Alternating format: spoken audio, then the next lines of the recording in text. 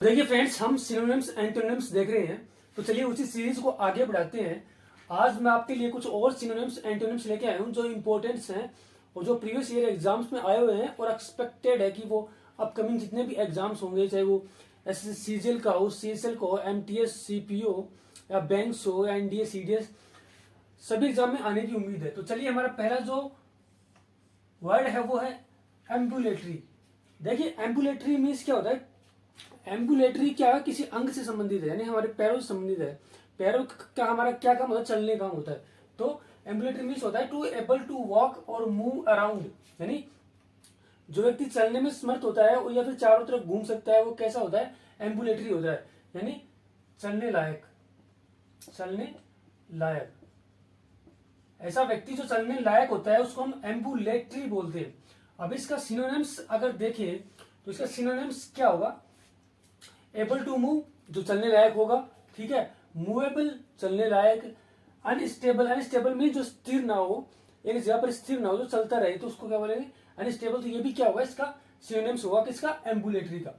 अगर इसके एंटोनिम्स की बात करें तो एंटोनिम्स में देखिए, बी राइडन होगा।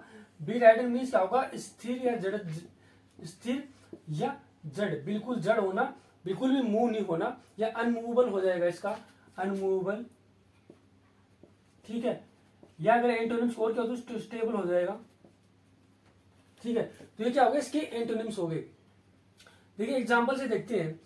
आई will be glad. Glad means होता है खुश होना, प्रसन्न होना, खुश होना या प्रसन्न होना, ठीक है।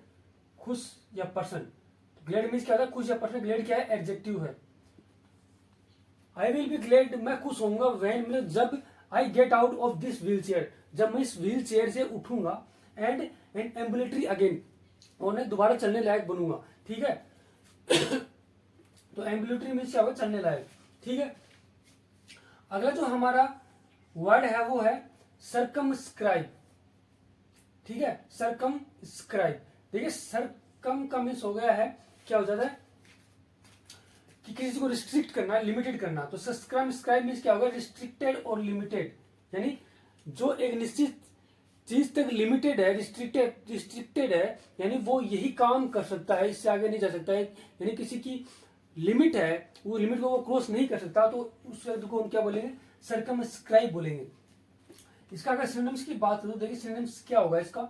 लिमिटेड इन रेंज, यानी जो क्षेत्र है उसके अंदर क्या होगा? लिमिटेड होगा, यानी एक लिमिट क्षेत्र तक ही जा सकता है, लिमिट रेंज तक ही जा सकता है, ठीक है।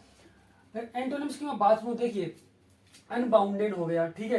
अनबाउंडेड मीन्स क्या होता है? देखिए बाउंड्री मीन्स क्या होता है? सीमा होती है। अनबाउंडेड मीन्स क्या हो गया? असीमित हो गया। तो अनबाउंडेड मीन्स क्या होगा? असीमित, ठीक है। अनलिमिटेड भी असीमित हो गया और इनफिनाइट भी असीमित हो गया। देखिए फिनाइट मीन्स होता है सीमित और इनफिनाइट मीन्स होता है असीमित, या फिर ऐसे बोल सकते हैं कि इनफिनाइट मीन्स क्या हो गया? अनंत हो गया, अनंत। जैसे हम कहते हैं कि there are infinite stars in over galaxy, ठीक है। तो हमारे जो वायुमंडल है उसके उसके ऊपर क्या है? असीमित तारे हैं। तो तारे कितने हैं? असीमित है, इनफिनाइट है, अनंत है। तो एक एग्जांपल से बेटर तरीके समझते हैं। The triangle circumscribe the circle. तो ट्रायंगल क्या हो गया?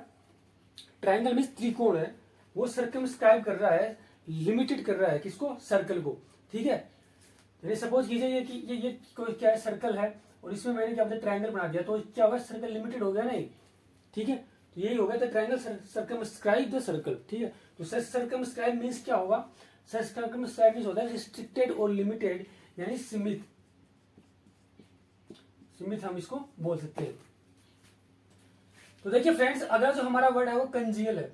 कंजियल मीन्स होता है किसी चीज का जमना या ठोस हो जाना। जैसे द्रव है, द्रव का ठोस में बदल जाना। तो कंजियल मीन्स क्या होता है?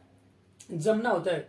जैसे हम फ्रिज के अंदर पानी रखते हैं तो वो जम के कैसा हो जाता है? ठोस हो जाता है, बर्फ में बदल जाता है। तो कंजियल मीन्स वही होता है। कंजियल मीन्स होता है जमना या द्रव से ठोस में बदलना। अब देखिए इसके सिनोनिम्स की अगर बात करूं मैं, तो देखिए सिनोनिम्स क्या होंगे इसके? टू कोगुलेट, ठीक है। कोगुलेट मीन्स क्या होता है? कोगुलेट मीन्स होता है जमना। देखिए स्पेशली जो कोगुलेशन की जो प्रक्रिया है, कोगुलेशन की प्रक्रिया, वो हमारे ब्लड के अंदर होती है, ब्लड क्लोटिंग के अंदर। ब्लड क्लोटिंग का आपको पता होगा क्या होता है? जैसे किसी व्यक्ति को अगर कोई चोट लग जाती है, ठीक है, तो वहां से खून निकलता है, तो वो खून क्या है कि 2-3 मिनट बाद हम देखते हैं कि वो खून जम जाता है, तो वो प्रोसेस क्या होती है, कोगुलेशन की प्रोसेस होती है, ठीक है। तो कोगुलेट वो भी क्या होता है, ब्लड हमारा द्रव होता है, वो जमता है तो वो ठोस में बदल जाता है, थक्का बन जाता है वहां पर उस जगह पर। तो कोगुलेट मीन्स भी क्या होता है, जमना। सोलिडिफाई मीन्स होता है कि ठोस में बदलना, ठीक है। तो क्या हो गए, कंजेल के सिनोनिम्स हो गए। एंटोनिम्स की मैं अगर बात करूं, देखिए एंटोनिम्स टू बिकम फ्लूइड, यानी द्रव में बदल जाना, द्रव में बदल जाना, द्रव में बदल जाना, ठीक है।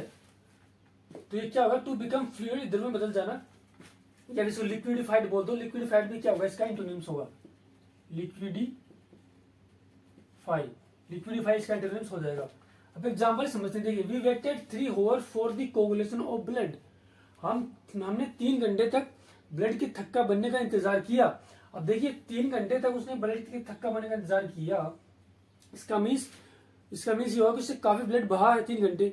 यूजुअली तो क्या होता है, जो ब्लड का थक्का बनने का टाइम होता है वो 1 से 2 मिनट होता है, ठीक है।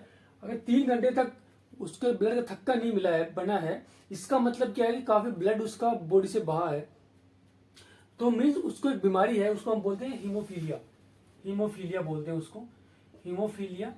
हीमोफीलिया के अंदर क्या होता है, ब्लड का थक्का नहीं बनता है।